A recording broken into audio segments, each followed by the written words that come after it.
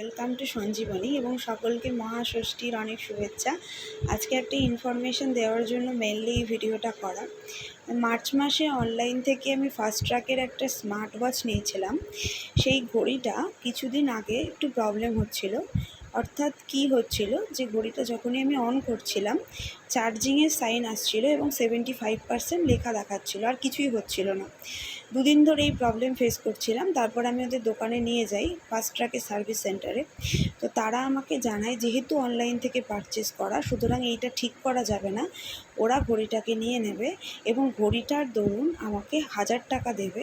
সেই টাকাটাও কিভাবে দেবে না, ওদের ওখানের কোনো প্রোডাক্ট পারচেস করতে হবে এবং সেখানে 1000 টাকায় সেরকম কিচ্ছু নেই।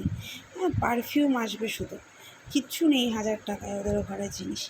এবং যদিও তুমি প্রপার বিল দেখাতে পারো তাহলেই 1000 টাকার জিনিস তুমি নিতে পারবে, আদারওয়াইজ তোমাকে 20% দেওয়া হবে।